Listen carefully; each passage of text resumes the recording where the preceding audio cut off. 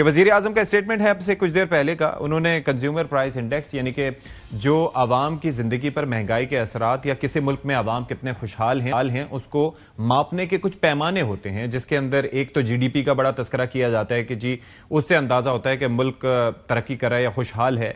लेकिन जो अहम पैमाना है उसमें एक ह्यूमन डेवलपमेंट इंडेक्स होता है और दूसरा कंज्यूमर प्राइस इंडेक्स का होता है, जिससे यह जांचा जा सकता है कि अगर सरमायादार खुशहाल है तो क्या आवाम की जिंदगी पर उसके असरात मुरतब हो रहे हैं या नहीं हो रहे, यानी कि ट्रिकल डाउन इफेक्ट जिसकी हम बात कर रहे हैं वो हो रहा है या नहीं हो रहा। तो अभी यह है कि वजीर आजम साहब की जानिब से कंज्यूमर प्राइस इंडेक्स से मुतालिक अफरात ज़र में मुसलसल कमी पर इज़हार इत्मीनान किया गया। अच्छा जी, और कहते हैं कि जी अफरात ज़र फरवरी में 1.5% पर आ गया है और फिर ये सितंबर 2015 के बाद से ये कम तरीन शरह है और फिर हुकूमत अपना 1 साल पूरा कर रही है। तो इस हवाले से उन्होंने कहा कि ये एक बड़ी अच्छी खबर है। एक तो अपनी टीम को भी उन्होंने इस पर कहा कि उन्होंने बड़ा अच्छा काम किया है। साथ ही साथ इदारे शुमारियात की जानिब से जो आदाद शुमार जारी किए गए हैं महंगाई के, उसमें भी ये कहा जा रहा है कि जी कोई पॉजिटिविटी आई है, लेकिन महंगाई ज़ाहिर है अपनी जगह मौजूद है। कुछ हम बाजारों में मार्केटों में जाकर देखते हैं तो वहां पर रियलिटी कुछ इस तरह की है कि मुनाफाखोरी बहुत हो रही है, तो उसकी रोकथाम के लिए भी कुछ इकदामात होने चाहिए। अब एक और चीज, यानी कि ऐसे में सवाल ये उठता है कि भाई ये जो सियासी माहौल है वो कैसा है और सियासी जो महाज है वो किस तरफ है। लेकिन उस तरफ जाने से पहले अता तारड़ साहब ने ये मईशत के हवाले से जो आदाद शुमार उनकी जानिब से भी कुछ किए गए, वो क्या फरमाते हैं पहले जरा देखिए।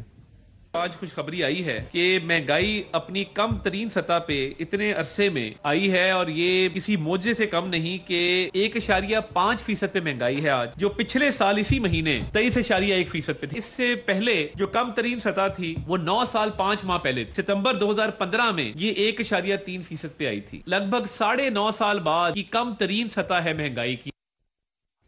अच्छा जी, अब एक तो सिलसिला ये हो गया। अब दूसरा ये है कि उन्होंने, तो इसके ऊपर भी हम प्रोग्राम में आगे चल के बात करेंगे कि क्या वाकईतन ऐसा हो रहा है और फिर ये जो फिगर्स दिए जा रहे हैं क्या ये अल्फाज का गोरख धंधा है या इसमें रियलिटी है, यानी कि आवाम तक फायदा पहुंच रहा है और आवाम भी इससे मुत्तफिक नजर आते हैं। अच्छा, दूसरा हम ये सोच रहे थे कि ये जो अब ऑपोजिशन एक जानिब तैयारियां कर रही थी कि माह रमजान में तो माहौल ठंडा रहेगा लेकिन उसके बाद आगे जाके अलायंस भी बनाएंगे। तो अभी हुआ यह है कि इरफान सिद्दीकी साहब ये फरमाते हैं कि ऑपोजिशन इत्तेहाद की कामयाबी का कोई इम्कान नहीं है और हमें नहीं लगता कि हमें उनसे कोई खतरा है। तो उन्होंने क्या फरमाया, पहले आप जरा ये सुनिए। दो मुतजाद किस्म की फिलॉसफीज हैं पॉलिटिकल जो इस अलायंस में आपको नजर आती हैं। हम नहीं समझते हैं कि ये अलायंस हमारे लिए या हुकूमत के लिए या निजाम के लिए कोई खतरा बन सकता।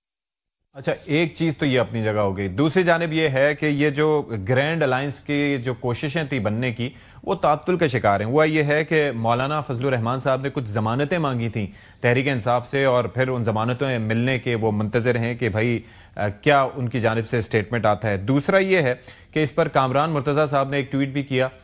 वो भी फरमाते हैं कि फिलहाल उनके साथ पीटीआई के साथ यानी कि सड़कों पर आने का कोई इरादा नहीं है।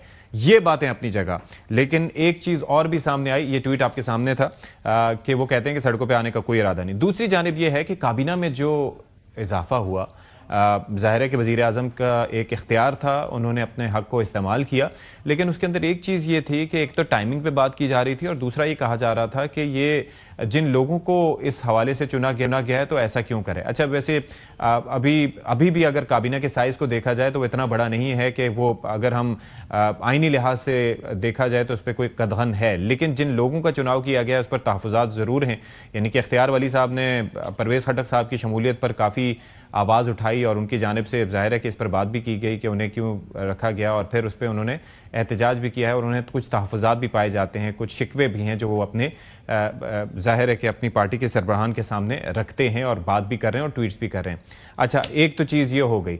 दूसरा ये हो गया कि ये पीपल्स पार्टी की जानिब से ऐसी क्या वजह है कि वो इस काबीना का हिस्सा बनने को तैयार नहीं है। आप सोचिए, सदर ममलिकत जो हैं वो हैं पीपल्स पार्टी के, जाहिर है कि फेडरेशन के सरबराह हैं, उसके साथ साथ चेयरमैन सेनेट जो हैं वो पीपल्स पार्टी से हैं, 2 गवर्नर साहिबान पीपल्स पार्टी से हैं, लेकिन उसके बावजूद पीपल्स पार्टी हुकूमत के साथ ज़रूर है लेकिन हुकूमत का हिस्सा नहीं बन रही।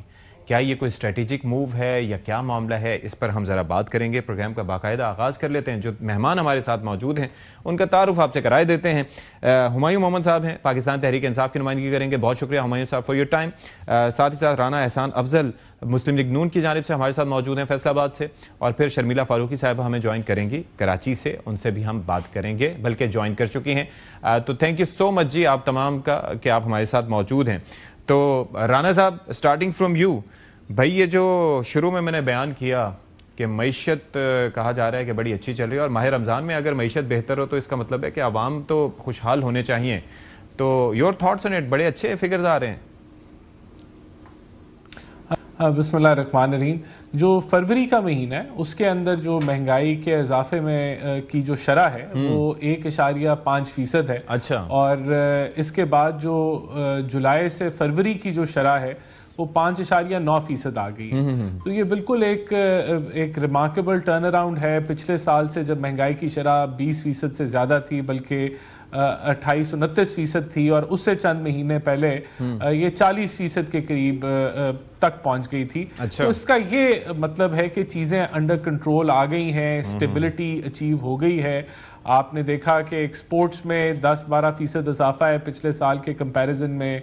आपका रुपया मुस्तहकम है, आपके रिजर्व्स बढ़ रहे हैं। और अब जो चैलेंज है वो ग्रोथ का चैलेंज है। आपने ग्रोथ की तरफ बढ़ना है, लेकिन हुकूमत इस चीज पे फोकस्ड है कि हमें ऐसी ग्रोथ नहीं चाहिए जो बूम बस साइकिल की हो। हमें सस्टेनेबल ग्रोथ चाहिए है, जो एक्सपोर्ट लेड ग्रोथ हो, जो कंजम्पशन बेस्ड ना हो। और अगर ये पाकिस्तान अचीव कर लेता है तो इंशाल्लाह फिर पाकिस्तान तरक्की की राह पे गामजन हो जाएगा। इसके अलावा भी जो मुस्बत इशारिये हैं वो आपकी क्रेडिट रेटिंग्स, इंटरनेशनल अदारे जो हैं जो क्रेडिट रेटिंग्स देते हैं वो उसमें आपकी इम्प्रूवमेंट है। आप IMF का जो स्ट्रक्चरल रिफॉर्म्स का जो एक्सटेंडेड फंड फैसिलिटी है, EFF है, वो अच्छा ऑन ट्रैक चल रहा है, उनका वक्फ आया हुआ है। तो ओवरऑल इकोनॉमिक स्टेबिलिटी है। ये मैं जरूर कहूंगा कि पाकिस्तान में बहुत सारे चैलेंजेस हैं। गुर्बत का बहुत बड़ा चैलेंज है। कोई दूध और शहद की नहरें नहीं बह रही, लेकिन हमें इन चीजों को जो जी असल में हमारी इकोनॉमी भी लेयर्ड है ना, देखें तो चीजें बेहतरी की तरफ उसके अंदर यह है कि काफी सारी चीजों पे काम होगा तब जाके आम आदमी तक रिलीफ पहुंचेगा, वरना मसाइल बड़े हैं। हुमायूं साहब, आपके थॉट्स क्या हैं जी? ये बड़े इकोनॉमी से मुताल्लिक बातें हो रही हैं, और फिर वो कह रहे हैं कि जी मुस्बत हैं। अता तारड़ साहब ने भी यही फरमाया, फिर वजीर आजम साहब भी यही फरमा रहे हैं। इदारा शुमारियात की जानिब से भी कहा गया है कि महंगाई में कमी हुई है। तो ये काफी बेहतरी की साइंस नजर आ रही हैं। बिस्मिल्लाहिर्रहमानिर्रहीम। इय्याका नाबुदु व इय्याका नस्तईन। देखिए, ये लोग जो कह रहे हैं ना, बिल्कुल सही कह रहे हैं कि पिछले साल जो था वो 40 था। 40 किन की हुकूमत थी? इन्हीं की हुकूमत थी। अच्छा। उससे पहले क्या था? 35 था। उससे पहले क्या था? 20s में था। पाकिस्तान तहरीक इंसाफ ने जब इन लोगों ने टेक ओवर किया था उस वक्त 2021 में 9.5 था। आज भी अगर ये ईयर टू ईयर करें तो आज भी इनका जो पिछला साल जो अभी हुआ है उसमें ये 12% पे था। तो क्या ये आज भी 2021 या 2022 के शुरू में before they came into power क्या था? आज भी उससे कम है। अच्छा। आपने अभी सुना होगा कि जो आपकी क्रॉप्स हो रही हैं, खासतौर पे इसमें अभी जो गंदम है, गंदम 11% उसकी अंडर प्रोडक्शन हुई है, यील्ड कम है। ऑलरेडी कह दिया गया है कि मेरे ख्याल में 1 बिलियन या कितने बिलियन डॉलर की गंदम इंपोर्ट करने की जरूरत पड़ जाएगी।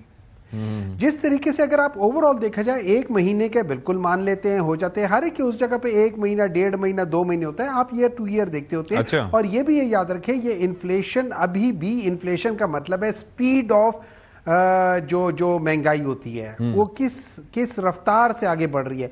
वो रफ्तार कम हुई है, महंगाई कम नहीं हुई। महंगाई में और रफ्तार, महंगाई की रफ्तारी में बड़ा फर्क है। मुझे लगता है कि डिस्क्लेमर चलाना होगा, क्योंकि जो भी हुकूमती शख्सियात हमारे साथ आती हैं तो मैं उनको यही एक्सप्लेन करने की कोशिश करता हूं कि भाई ये महंगाई कम नहीं हुई है, महंगाई में इजाफे की शरह है। यानी कि चीजें जो बढ़ रही हैं अब भी बढ़ रही हैं, लेकिन उनकी रफ्तार थोड़ी कम है, बढ़ वैसे ही रही हैं, यानी कि उसमें कोई रिलीफ उस तरह से नहीं